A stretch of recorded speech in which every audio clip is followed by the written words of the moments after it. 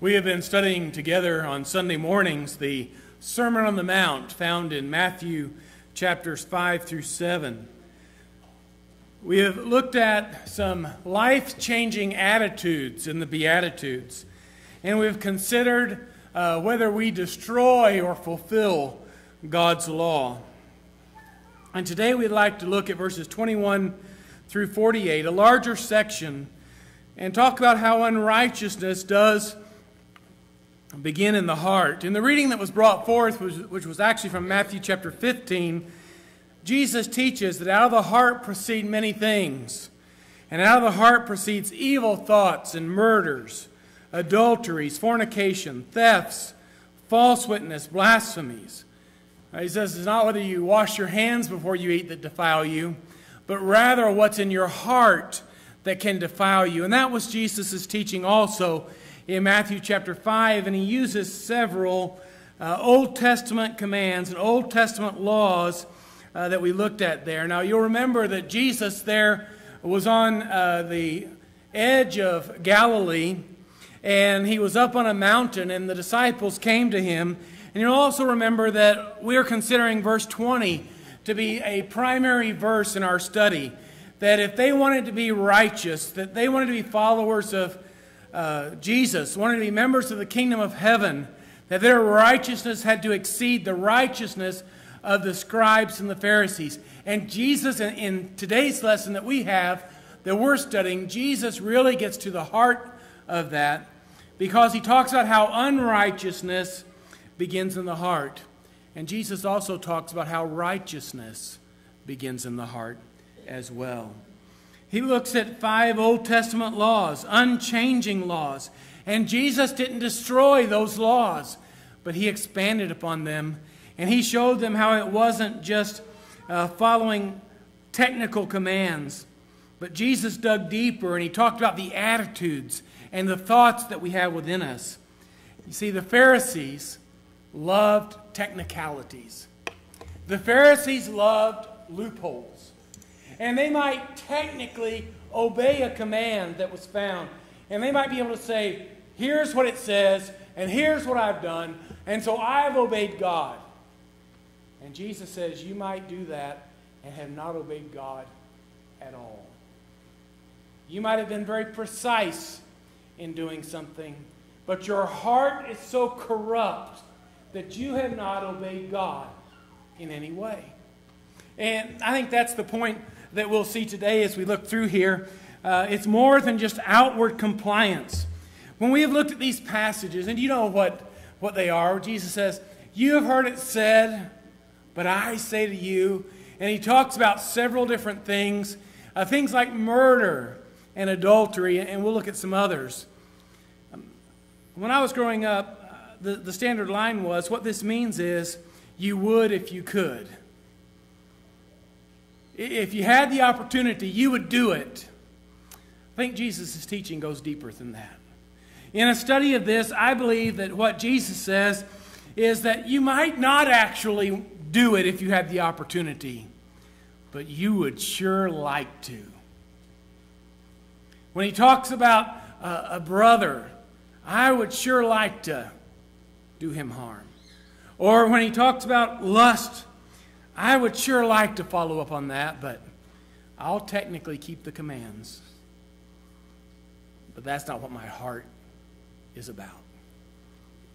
Let's take a look at that today as we study together and as we look at some commands and see how unrighteousness and, well, righteousness as well, it begins in the heart. When we consider, first of all, Jesus talks about anger. And it's not wrong to be angry, by the way. You recall that in Ephesians chapter 4 and verse 26, Christians are commanded to be angry sometimes. Be angry and do not sin. And not all anger is sin. But Jesus here, he talks about these things. And let's go ahead and read And by the way, if you like to follow along in your own Bible, we'll be staying right in Matthew chapter 5 today. Sometimes I run you here and there in our different studies. Today we're going to stay right in Matthew chapter 5 because there's plenty for us to point out. It says, "You have heard it said that it was said to those of old, 'You shall not murder. And whoever murders shall be in danger of the judgment. But I say to you that whoever is angry with his brother without a cause shall be in danger of the judgment. And whoever says to his brother, Raka, shall be in danger of the council. And whoever says, you fool, shall be in danger of hellfire. Therefore, if you bring your gift to the altar, and there remember that your brother has something against you, leave your gift there before the altar and go your way. First be reconciled to your brother, and then come and offer your gift. Agree with your adversary quickly while you are on the way with him, lest your adversary deliver you to the judge, and the judge hand you over to the officer, and you be thrown into prison. Assuredly I say to you, you will by no means get out of there till you have paid the last penny. You know, murder is rampant in our society. Do you turn on the news? I sometimes see the morning news. The morning news out of Indianapolis, the national news. In Indianapolis, I don't think a day goes by that you don't hear some report about some death at the hands of someone else. And it doesn't have to be in that big of a city. How many times do we hear about someone suffering some terrible tragedy in Bloomington? Occasionally, even here in Ellettsville. But Jesus says that there would be like those Pharisees in verse 20.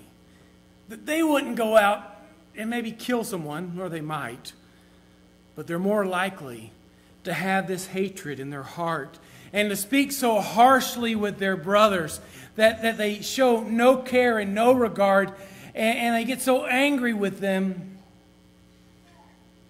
that they tear them down and don't build them up. They might not physically destroy their body, but with their words, Jesus says, with the raka, you empty-headed person, you fool, with your words you destroy them. He says you might not take a sword and thrust them through. In our society, you might not take the gun and shoot them. But with your words, you destroy them. Because you're so filled with anger and malice and all those ugly things in your life, you do them harm. Jesus says it's the same thing. Now, he's not saying, by the way, that if you hate him, it's just the same, so you might as well go kill him. He's not saying that. And so don't think as we go down through each of these points that Jesus is teaching, well, if I have that in my heart, I might as well do it. Not Jesus' point. But he's saying that if you're corrupt in your heart, you're corrupt before God. And so there are some dangers here that we need to think about. That when you detest or have no patience or no regard for a brother or sister, when you would like to just never see them again, or when your words about or toward a brother or sister in Christ or toward another human being is so harsh and hard and nasty, Jesus says you wouldn't go out and kill them. But when your heart is so corrupt that you have that kind of anger in your heart, you're guilty before God.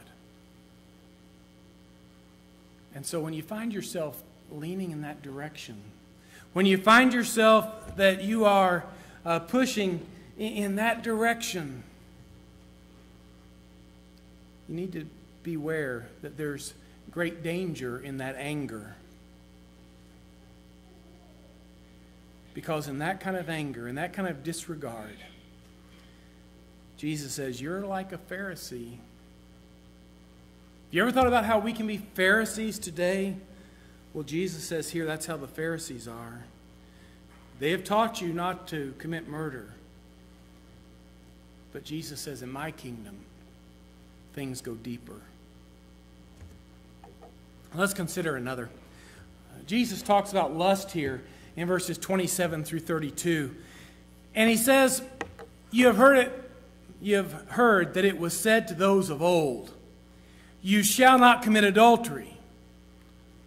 One of those 10 commandments, one of the commandments they would have held in very high esteem. But I say to you that whoever looks at a woman to lust for her has already committed adultery with her in his heart. And if your right eye causes you to sin, pluck it out and cast it from you. For it is more profitable for you that one of your members perish than for your whole body to be cast into hell. And if your right hand causes you to sin, cut it off and cast it from you. For it is more profitable that one of your members perish than for your whole body to be cast into hell. Furthermore, it has been said, whoever divorces his wife, let him give her a certificate of divorce. But I say to you that whoever divorces his wife for any reason except sexual immorality causes her to commit adultery, and whoever marries a woman who is divorced commits adultery. When we think about this, those Pharisees might never take that step of being with a woman who they had no right to. And it's not just if they would, they could. But maybe somewhere down deep in their heart, they wished that they could. Do you think that we might be in that? Do you think that we might need to be on guard? When Paul wrote to flee fornication, to run away from it, to escape it, that we needed to be like that we needed to be like Joseph, who when there was a woman of some authority who wanted to lie with him, that he ran away so fast from that, he would not be with her for one moment, that he actually allowed part of his clothing to be pulled away from him. Jesus here makes a point about divorce, and we're going to reserve the discussion on divorce for an entire lesson itself at a different time and incorporate Matthew 19 in here. But adultery destroys families. It brings about divorce. It brings about the ugliest things that we can possibly think about. So how do we apply this today? How can we escape this lust where Jesus says that when you look at a woman to lust after her, notice what he says, you look to lust. It's not that you happen to notice maybe that someone is very beautiful. Here you look to lust. Sometimes we need to take control of our eyes. And maybe when you're staring too long, you need to use the neck and turn your head away.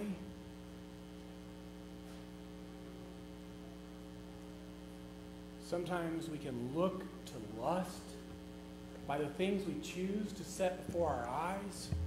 Maybe it is immodesty and impurity that we see on television, or maybe we bring up things on the computer, via the internet. Immoral things which ought not to be set before our eyes. That stir up impure, immoral, wrong thoughts. What would Jesus say to us today? Would our righteousness exceed the righteousness of the Pharisees and the scribes if we are putting things that cause us to have these impure thoughts intentionally before our eyes? It may be that you have a thought and you allow that to persist and you think about that and you dwell on that. You know, you can change your mind. You can choose to think about something else. You can choose to read a scripture. You can choose to look at something different. But that kind of unrighteousness begins in the heart. And so when Jesus says that's where adultery starts, he wants us to have pure hearts not just purity from doing the actual act. Jesus talks about dishonesty in this study. And in Matthew 5:33 through 37, he says, "Again you have heard it said to those of old, you shall not swear falsely, but shall perform your oaths to the Lord. But I say to you, do not swear at all, neither by heaven, for it is God's throne, nor by the earth, for it is his footstool, nor by Jerusalem, for it is the city of the great King. Nor shall you swear by your head, because you cannot make one hair white or black. But let your yes be yes, and your no, no. For whatever is more than these is from the evil one." When Jesus says don't swear, he's not talking here about the kind of words we sometimes call swear words. We shouldn't use that. We shouldn't use filthy language. That, too, is a sin. But he's talking about being so honest and of such high character that when we say yes, that's enough. And when we say no, that's enough. How many words does it take to convince someone you're telling the truth? Do sometimes we hear this? Whatever we say and say, it's the truth. I'm not lying. You can believe what I have to say. I swear to,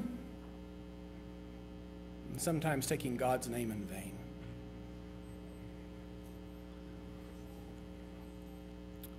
How many words does it take? You know, I find it concerning when someone has to try to convince me they're telling the truth. We need to be of such character and such honesty that no one will believe that we were lying. Let your yes be yes and your no, no. It would seem to me that those Pharisees, if they would say, I'm telling the truth and I swear by heaven, or I swear by earth, or I swear by Jerusalem, or I swear by my head, wouldn't you worry about when they didn't say that? If they were telling you the truth or not?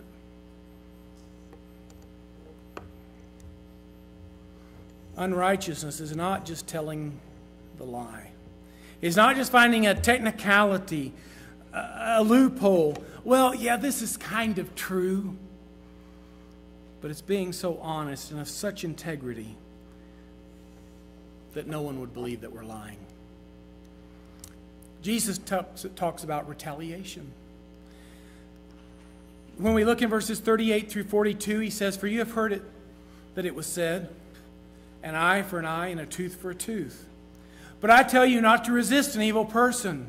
Whoever slaps you on your right cheek, turn the other to him also. And whoever wants to sue you and take away your tunic, let him have your cloak also. And whoever compels you to go 1 mile, go with him 2. Give to him who asks you. And from him who wants to borrow from you, do not turn away." You know, the Old Testament law, an eye for an eye, a tooth for a tooth,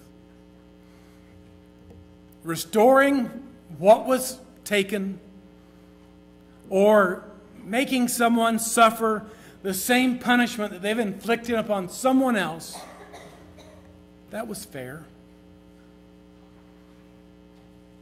But we're not called upon to be fair.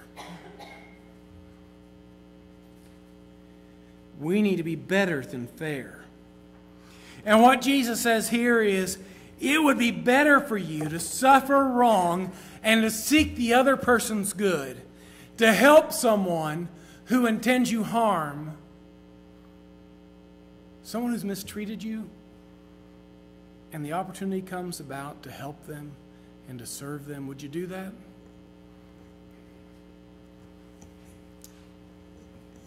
If you have someone who's spoken evil of you, maybe they have tried to turn others against you. Maybe they've even physically harmed. And then somewhere down the road, there comes an opportunity that you can get even. I'm going to show them what I felt like when they did that to me. Eye for an eye.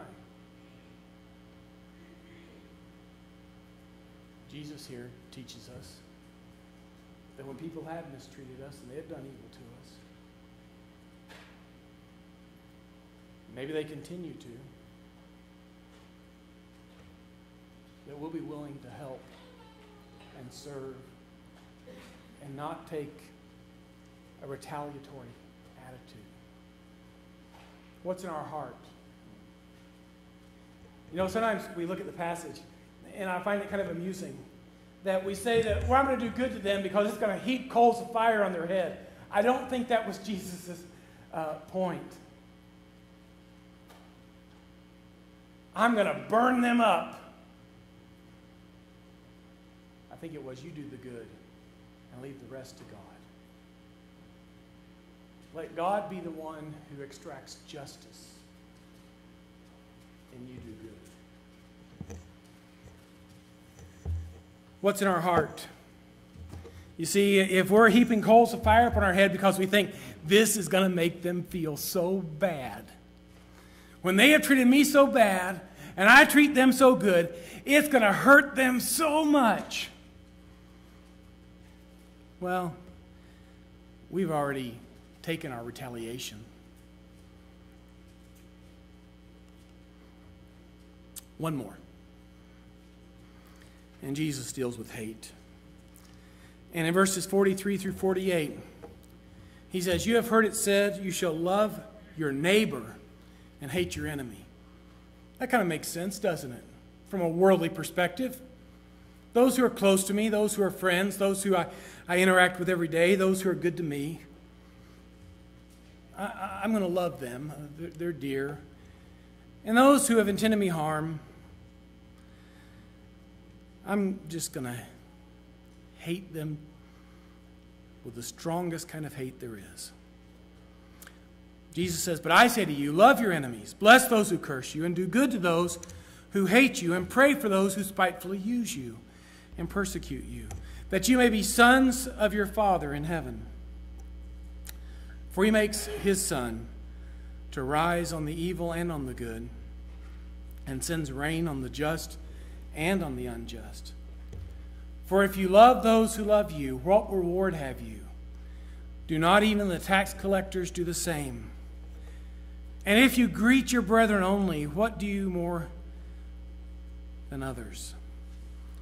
Do not even the tax collectors do so? Therefore you shall be perfect, just as your Father in heaven is perfect. Who receives God's blessings?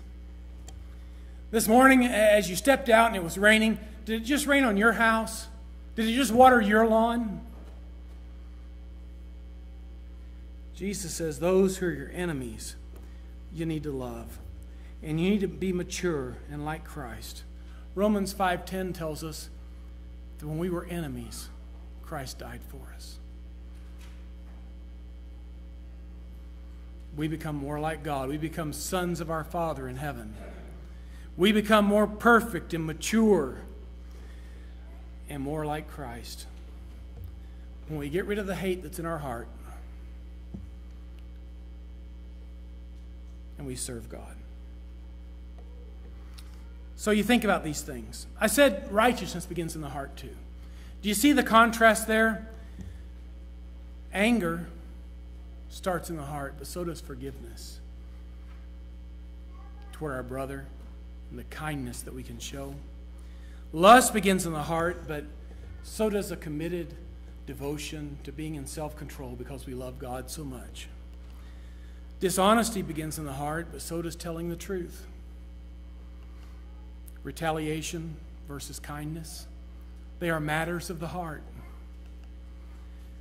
Hate or having the love of God in our lives.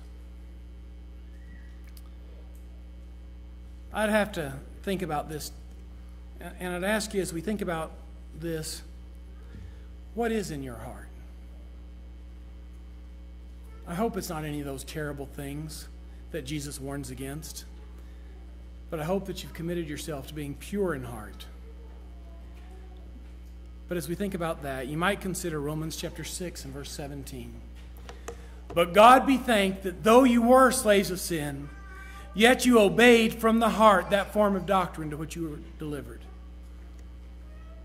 If you never obeyed the gospel, obedience to the gospel begins in the heart, with a love for God and a belief in Jesus Christ, a desire to turn away from sin, an honest confession that Jesus is the Christ, the Son of God, and to be baptized into Christ. You do that from the heart, and you obey that doctrine.